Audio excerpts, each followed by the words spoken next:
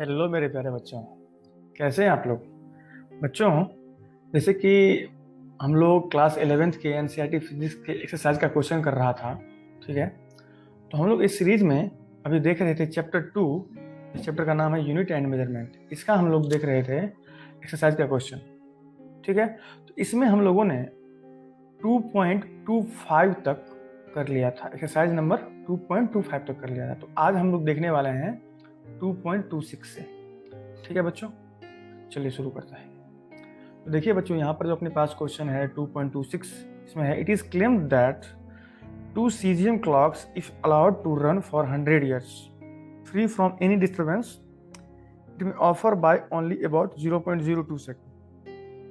What does this imply for the accuracy of the standard cesium clock in measuring a time interval of 1 second? Okay,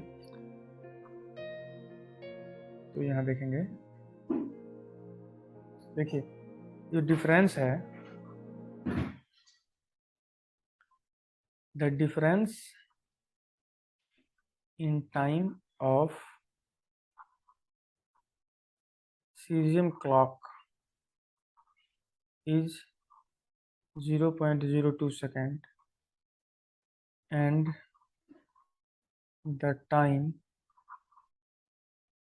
required for this difference is 100 years। ये दिया गया है। तो देखिए यहाँ पर time कितना हो जाएगा, 100 ईयर हो गया। इसको 365 से करेंगे तो ये क्या हो जाएगा, डे में हो जाएगा।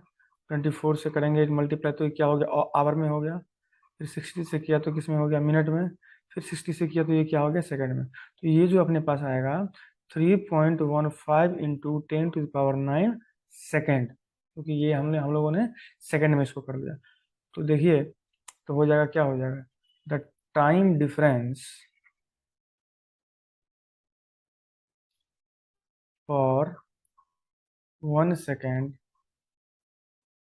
वुड बी, कितना हो जाएगा, 0.02 बाई 3.15 इंटू 10⁹ सेकेंड। इतना ये हो जाएगा अपने पास। So therefore the accuracy of the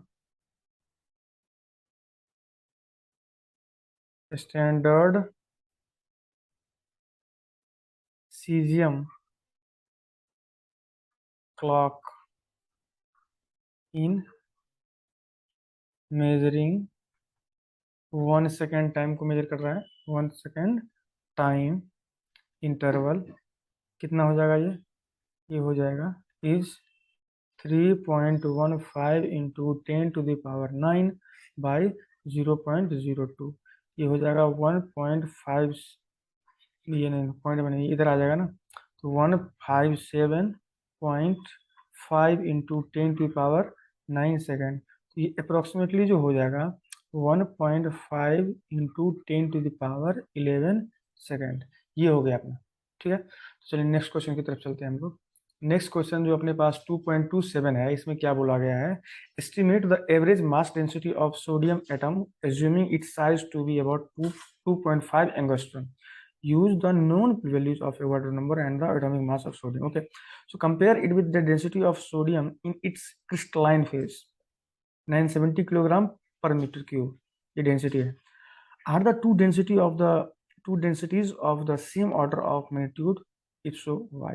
Okay, देखिए यहाँ पर जो हम लोग लिखेंगे, देखिए डायमीटर जो होता है अपने पास, डायमीटर जो होता है सोडियम एटम का, डायमीटर ऑफ सोडियम एटम क्या होगा, साइज ऑफ सोडियम एटम, ये क्या है, 2.5 एंगस्ट्रॉम, ये दिया हुआ है अपने को। ठीक है, रेडियस क्या हो जाएगा, तो radius of sodium atom R equal to 1/2 into 2.5 angstrom. ये क्या होगा, 1.25 एंगस्ट्रॉम। 2 से मल्टीप्लाई हो गया ना इसका, ये क्या होगा 1.25, तो ये क्या होगा 10 का पावर -10 मीटर। ठीक है, एंगस्ट्रम कितना होता है 10 का पावर -10 मीटर। तो वॉल्यूम अगर मैं निकालने की कोशिश करूंगा, volume of sodium atom V equal to 4/3 pi R cube. तो ये जो होगा V equal to 4/3 into 3.14 into 1.25 into 10⁻⁻10, ये है अपने पास क्या रेडियस, ये 4/3 पाई आर का क्यूब है ना, 4/3 पाई आर क्यूब ये बोलो। ठीक है, so according to the Avogadro number, इसका जो हाइपोथेसिस था एवोगाड्रो का, Avogadro hypothesis, 1 mole of sodium contains, जो एवोगाड्रो नंबर होता है उसमें एटम्स कंटेंस 6.023 10⁻23, ये नहीं होता है एवोगाड्रो नंबर इतना atoms, and has a mass of 23 ग्राम, और इसको केजी में चेंज करेंगे तो कितना होगा 23 इंटू 10⁻³ केजी, ये ग्राम है ये केजी। ठीक है, तो बताइए एक एटम का मास अगर मैं निकालूंगा, मास ऑफ 1 एटम, तो क्या होगा 23 इंटू 10⁻³ बाई 6.023 इंटू 10⁻23 केजी। अपने को निकालना क्या था, अपने को निकालना था डेंसिटी। देखिए यहाँ पर अगर मैं डेंसिटी लिखूंगा, डेंसिटी ऑफ सोडियम एटम, क्या डेंसिटी मेरे पास, ये क्या हो जाएगा मास पर यूनिट वॉल्यूम। तो देखिए मास अपने पास ये है 23 इंटू 10⁻³ ये मास हो गया, ये क्या है 23 इंटू 10⁻³ बाई एवोगाड्रो नंबर था 6.023 इंटू 10⁻23। ठीक है, ओके मास, ये वॉल्यूम क्या था अपने पास 4/3 इंटू पाई का वैल्यू है तो 3.14, आर का क्यूब, आर अपने पास क्या था 1.25 इंटू 10⁻10 का cube.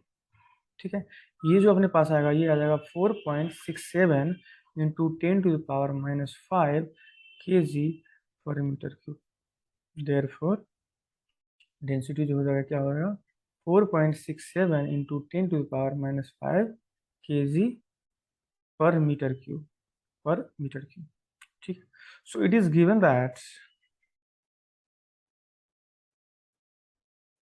given that the density of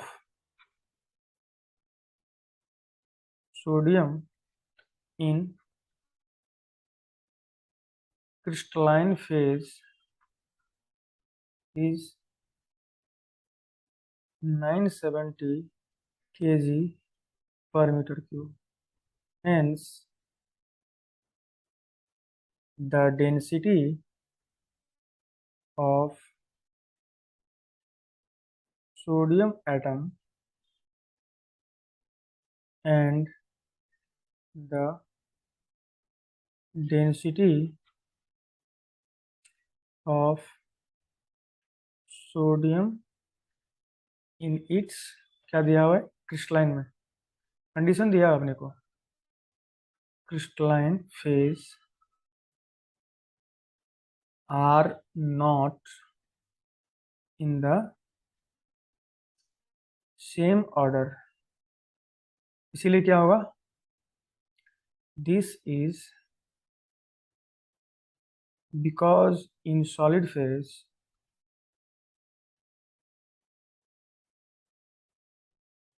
atoms are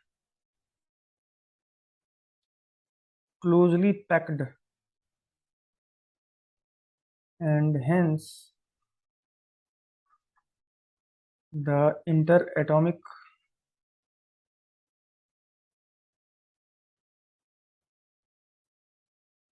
separation is very small in the crystalline phase। ठीक है, तो ये हो गया। नेक्स्ट क्वेश्चन पे जब जाएंगे अपने लोग, ये जो अपना 2.28 है, क्या बोला गया है इसमें? The unit of length convenient on the nuclear scale is a Fermi. Fermi कितना होता है? फर्मी होता है वो 10⁻⁻15 मीटर। ओके, न्यूक्लियर साइज ओवे रफली द फॉलोइंग इंपिरिकल रिलेशन। ये क्या दिया हुआ है?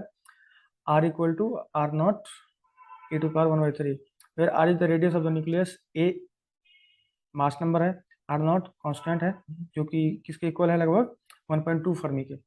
ठीक है, so that the rule implies that nuclear mass density is nearly constant for different nuclei, and estimate the mass density of sodium nucleus and compare it with the average mass density of sodium atom, तो जो हमने पिछले question में निकाला था 2.27। ठीक है ना, तो देखिए यहाँ पर अपने पास जो है एस्टिमेट करेंगे और फिर कंपेयर करेंगे। ठीक है, देखिए अपने पास क्या है, R equal to R naught A का पावर 1/3। आर नॉट अपने को दिया हुआ है तो कितना है? लगभग 1.2 फर्मी, इसका मतलब 1.2 इंटू 10⁻⁻15 मीटर। तो वॉल्यूम जो होगा न्यूक्लियस का, volume of nucleus V equal to 4/3 pi R cube. अब देखिए आप लोग सोच रहे होंगे कि हमेशा ये वॉल्यूम की जगह पर ये 4/3 पाई आर क्यूब ही की यूज कर रहा हूँ, वॉल्यूम तो और डिफरेंट डिफरेंट होता है चीज़ों का। देखिए हम लोग यहाँ पर जिस चीज़ का वैल्यू निकाल निकाल रहे हैं, हर एक चीज़ का जो एटम है और यहाँ पर जो न्यूक्लियस है, सबका शेप किस टाइप का है? स्फेरिकल है। तो ये जो 4/3 पाई आर क्यूब होता है ना, ये स्फेयर का वॉल्यूम होता है। अगर मेरे पास कोई भी स्फेरिकल शेप का कोई भी चीज़ मिलेगा, चाहे एटम हो या फिर कुछ भी हो, जैसे यहाँ पर न्यूक्लियस है तो वो स्फेरिकल है, इसीलिए हम लोग ये वाला फॉर्मूला लगा रहे हैं वॉल्यूम का। ठीक है, सो दिस इज द, ये क्या है? ये है वॉल्यूम ऑफ द स्फेयर, इसीलिए हम लोग यूज कर रहे हैं। ठीक है, तो देखिए यहाँ पर V equal to 4/3 pi, R के जगह पर क्या रखेंगे? आर नॉट ए का पावर 1/3 का क्यूब। तो ये अपने पास क्या हो जाएगा? 4/3 पाई आर नॉट का क्यूब और ए, बिकॉज ये 3/3 क्या होगा? होगा ना, 3 इंटू 1/3 हो जाएगा ना, तो 3 इंटू 1/3 जो हो गया वो क्या हो गया? 1 हो गया, 3 3 कैंसिल, ये अपने पास आ गया। तो मान लीजिए इसको मैं अगर बोल दूँ क्वेश्चन नंबर 1। ठीक है, अब क्या अपने पास? Now the mass of the nuclei capital M, ये किसके इक्वल होगा? Equal to its mass number. इसका मतलब दैट इज एम जो होगा ए के इक्वल होगा। ये ए होगा एटॉमिक मास यूनिट में। ठीक है, ये कितना होगा? ए, एम यू कितना होता है? 1.66 इंटू 10⁻⁻27 के जी, के जी, के जी। ठीक है, ये के जी है। तो डेंसिटी ऑफ न्यूक्लियस क्या होगा फिर? डेंसिटी ऑफ न्यूक्लियस जो होगा फिर अपने पास, ये जो डेंसिटी है ये क्या होगा? ये होगा मास ऑफ न्यूक्लियस। क्या होता है डेंसिटी? मास पर यूनिट वॉल्यूम होता है ना, बाय वॉल्यूम ऑफ न्यूक्लियस। बताइए ये क्या है? मास, मास क्या है? A into 1.66 into 10⁻⁻27 by 4/3 pi r nought का क्यूब। ये कितना होगा? 3 इंटू 1.66 इंटू 10⁻⁻27। ठीक है, बाई 4 पाई, 3 ऊपर चला गया ना, ये क्या? 4 पाई आर नॉट का क्यूब, यूनिट क्या हो जाएगा इसका? KG per metre cube. ठीक है, सो ये जो रिलेशन है अपने पास, this relation shows that nuclear mass depends only on constant, ये आर नॉट है ना, सिर्फ उसी पे डिपेंड करता है अपना न्यूक्लियर मास। ठीक है, hence the nuclear mass densities nuclear mass densities of all nuclei are nearly the same। तो डेंसिटी जो होगा सोडियम का, कंपेयर अगर करेक्ट करेंगे तो density of sodium nucleus would भी कितना होगा, डेंसिटी ऑफ, मान लीजिए ये है सोडियम का डेंसिटी, ये 3 × 1.66 इंटू 10⁻⁻27। ठीक है, नीचे में क्या था, 4 पाई मतलब 3.14 इंटू 1.2 इंटू 10⁻⁻15 का क्यूब। ये क्या था, ये तो आया था, देखिए डेंसिटी यहाँ पर जो अपने पास था ये क्या है, 3 × 1.66 इंटू 10⁻⁻7 यहाँ लिख दिया, 3 × 1.66 इंटू 10⁻⁻27। नीचे में क्या है, 4 पाई R0 का स्क्वायर। देखिए R0 अपने पास क्या है, 1.2 फर्मी, 1.2 इंटू 10⁻⁻15 मीटर। तो 4 इंटू पाई का वैल्यू है 3.14, R0 का वैल्यू अपने पास क्या है 1.2 फर्मी, तो 1.2 इंटू 10⁻⁻15 का क्यूब। ठीक है, इसको जहाँ जब हम लोग कैलकुलेट करेंगे तो ये हो जाएगा, मान लीजिए ऊपर वाला ये हो गया 4.98, ये क्या हो जाएगा 21.71, और ये जो आएगा 10 का पावर 18, तो ये अप्रोक्सीमेटली आ जाएगा 2.29 इंटू 10⁻17। अब बताइए इसका यूनिट क्या होना चाहिए, इसका यूनिट होगा केजी पर मीटर क्यूब।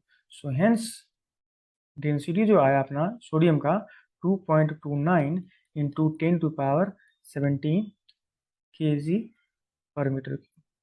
ठीक है, okay okay,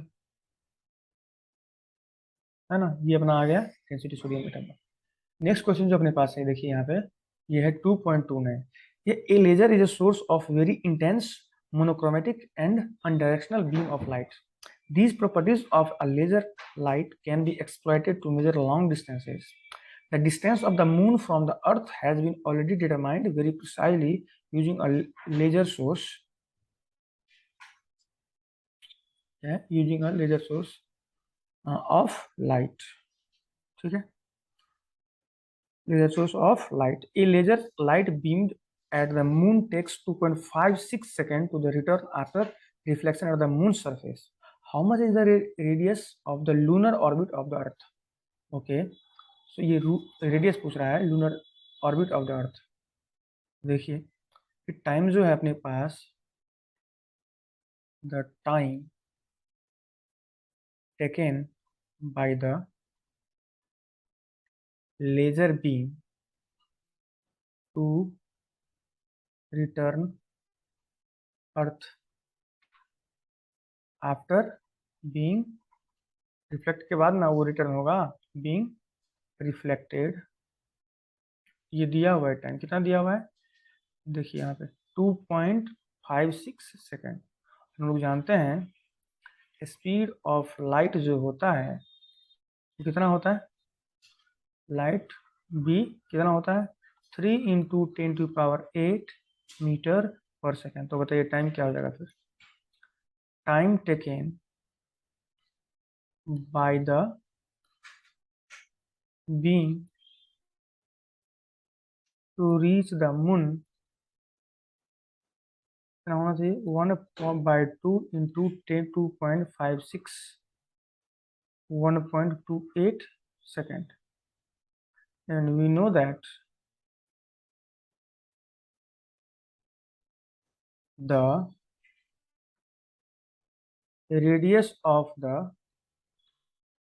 lunar orbit of the sun would be the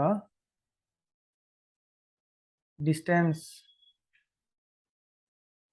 between earth and moon, earth and moon. ये क्या हो जाएगा रेडियस, स्पीड इनटू टाइम, सी क्या है स्पीड ऑफ लाइट। ठीक है, तो ये कितना होगा speed of light, 3 × 10⁸ metre per second. देखिए ना यहाँ लिखे हुए हैं हम लोग, speed of light would be 3 × 10⁸ metre per second. और टाइम कितना कितना है, टाइम निकल के आ गया अपने पास, कितना आ गया, टाइम निकल के आ गया अपने पास 1.28। तो इसको जब करेंगे आ जाएगा 3.84 इंटू 10⁸ मीटर। देयरफॉर आर जो अपने पास होगा यहाँ पर radius of the lunar orbit 3.84 into 10⁸ kilometre. ठीक है, इसमें ना, नहीं ये तो 8 मीटर में था ना, ये मीटर में है। ठीक है, 3.84 किलोमीटर में जब चेंज करेंगे तो ये क्या होगा, 10⁵ किलोमीटर ये होगा। ठीक है, ये निकल गया radius of the lunar orbit around the earth. चलिए, तो अब हम लोग क्या करेंगे, नेक्स्ट क्वेश्चन पे चलेंगे। तो नेक्स्ट क्वेश्चन जो अपना है 2.30, इसमें हमारे पास क्या दिया हुआ है, ये सोनार जिसको बोलते हैं sound navigation and ranging uses ultrasonic waves to detect and locate objects underwater. In a submarine equipped with a sonar, the time delay between generation of a probe wave, the reception of its echo after reflection from an enemy submarine is found to be 77.0 seconds.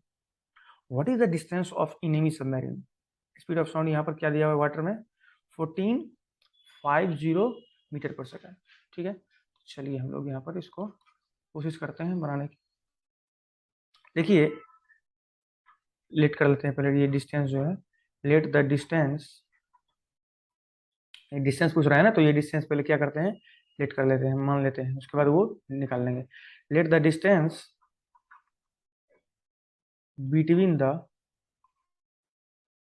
Ship and the enemy submarine be S, ये हमने मान लिया ये distance S है। तो अपने पास given क्या सब है, गिवन है speed of sound in water, ये कितना दिया हुआ है यहाँ पर, दिया हुआ है 1450 मीटर पर सेकेंड। ठीक है, और क्या दिया हुआ है, time lag between transmission and reception of Sonar waves, ये कितना दिया हुआ है, ये दिया हुआ है 77.0 second. So in this time lag, in this time lag sound waves travel a distance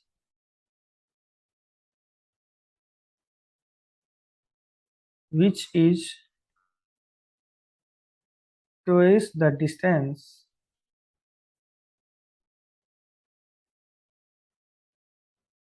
between the ship and the submarine, ये 2 सेकेंड। ठीक है, तो टाइम टेकन अगर निकालेंगे हम लोग, so the time taken for the sound to reach the submarine, ये time कितना हो जाएगा, ये हो जाएगा 1/2 इंटू 77, ये कितना हो जाएगा 38.5 second.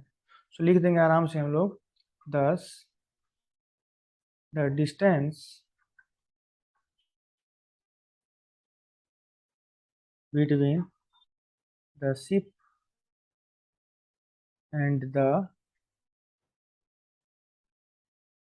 Submarine is given by, क्या हो जाएगा, ये जो था डिस्टेंस, क्या हम लोग लेट किए थे एस, ये एस जो होगा ये हो जाएगा 1450 इंटू ये आया टाइम अपने पास 38.5 सेकेंड, तो ये कितना हो जाएगा 55825 मीटर, तो ये आ जाएगा अप्रोक्सीमेटली 55.8 किलोमीटर, ये डिस्टेंस निकल गया। ठीक है, तो देखिए बच्चों, आज हम लोगों ने देखा 2.26 से 2.30, आज इस वीडियो में भी हम लोगों ने 5 क्वेश्चन देखा। ठीक है, इससे आगे हम लोग आपको नेक्स्ट वीडियो में दूंगा। ठीक है, आप इस चैनल को सब्सक्राइब कर लीजिए। और आपके जो जो भी दोस्त हैं वो जेईई मेंस की तैयारी कर रहे हैं या 12th का बोर्ड देने वाले हैं या फिर नीट की तैयारी कर रहे हैं, ठीक है, उसको ये चैनल शेयर, आप लोग शेयर कीजिए, वो लोग इसको फॉलो करेंगे। बहुत सारे क्वेश्चन मैं यहाँ पर आपको दे रहा हूँ, ठीक है। और आने वाले दिनों में मैं आपको ऑफलाइन वो जो होता है कैमरा के सामने, वो भी वीडियो देने वाला हूँ। उसमें कुछ कॉन्सेप्ट्स होंगे, बेसिक कॉन्सेप्ट्स होंगे जो आपको खास करके क्वेश्चंस बनाने के लिए बहुत ही हेल्पफुल होगा, ठीक है। तो सभी लोगों को हेल्प मिलेगा, आप उनको शेयर कीजिए जो भी आपके फ्रेंड्स हैं, ठीक है। और भी कोई दिक्कत होता है तो आप कमेंट कर सकते हैं, मैं उसको दूर करने की कोशिश करूंगा, जो भी दिक्कत होगी आपकी, ठीक है। किसी भी कॉन्सेप्ट हो या फिर कोई क्वेश्चन हो, कुछ भी हो सकता है आपके पास, ठीक है। तो चलिए इस वीडियो के लिए इतना ही, मिलते हैं अगले वीडियो में, ठीक है। तब तक के लिए आप इसको सब्सक्राइब कर दीजिए, और मैं जब भी वीडियो डालूंगा तो आपको पता चल जाएगा कि कौन सा वीडियो आया है नहीं आया, ठीक है। चलिए ठीक है, thank you, take care, bye.